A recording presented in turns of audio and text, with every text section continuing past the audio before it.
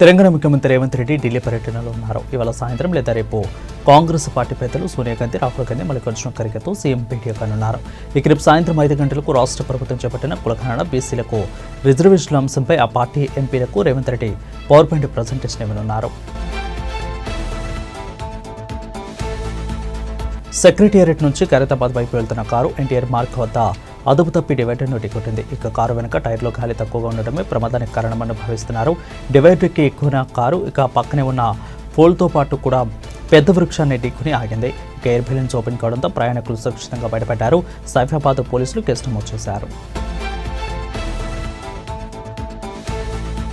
రాత్రి కురిసిన భారీ వర్షానికి హైదరాబాద్ నగరం జలమయంగా మారింది. డ్రైనేజీలు, నాలాలు పొంగిపొర్లుతున్నాయి. పలు ప్రాంతాలలో రహదారులపై వరద నీరు ప్రవహిస్తూ ఉండగా మరికొన్ని ప్రాంతాల్లో రోడ్లపై భారీగా వర్షపు నీరు నిలిచిపోయింది. ఇక దీంతో ప్రయాణానికి వాహనదారులు తీవ్ర ఇబ్బందులు ఎదుర్కొంటున్నారు. 2-3 రోజులుగా కురుస్తున్న భారీ వర్షాలకు ఈసీ వాగు పొంగిపొర్లుతుంది. ఇక శంషాబాద్ మండలంలోని పలు చెరువులు అలుగుపోస్తున్నాయి. జనాలు జల ప్రవాహాల వద్దకు వెళ్లవద్దని అధికారులు సూచిస్తున్నారు. లోతట్టు ప్రాంతాల ప్రజలు అప్రమత్తంగా ఉండాలంటున్నారు.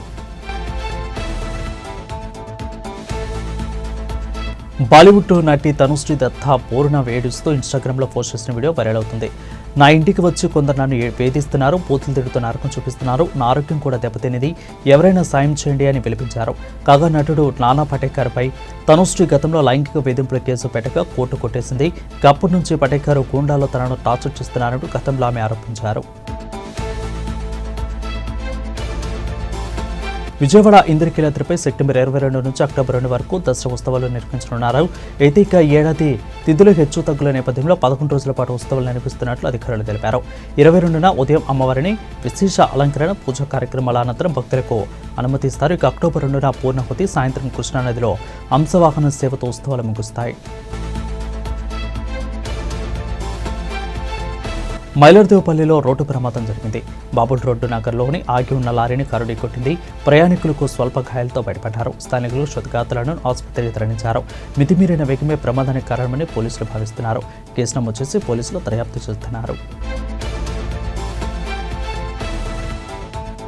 AP deputy CM Pawan Kalyan ఈ నెల 26న బాపట్ల జిల్లాలో పర్యటించనున్నారు.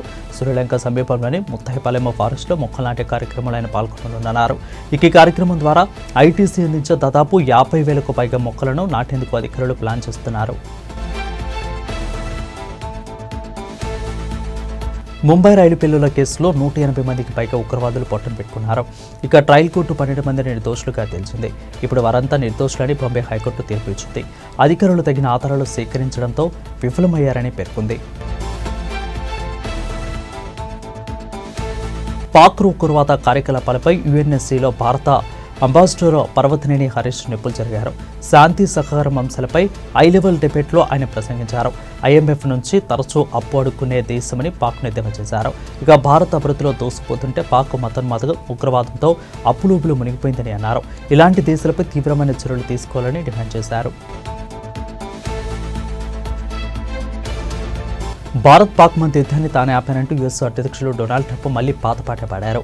పవర్ఫుల్ న్యూక్లియర్ దేశాలైన ఇండియా, పాక్ పదే దాడి చేసుకుంటున్నాయని అన్నారు. అందుకే జోక్యం చేసుకుని ట్రేడ్ డీల్ ఉండదని తేల్చి చెప్పడంతో యుద్ధం ఆపేశారని తెలిపారు.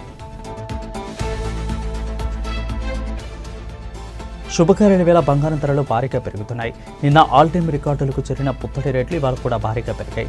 హైదరాబాద్లో 24 క్యారెట్ల 10 గ్రాముల బస్రీ 1,02,330 పెరిగింది. ఇక 7 రోజుల్లోనే 3,050 పెరిగింది. ఇక 22 క్యారెట్ల గోల్డ్ 10 గ్రాముల ధర 950కి పెరిగి 93,800 పలుకుతుంది.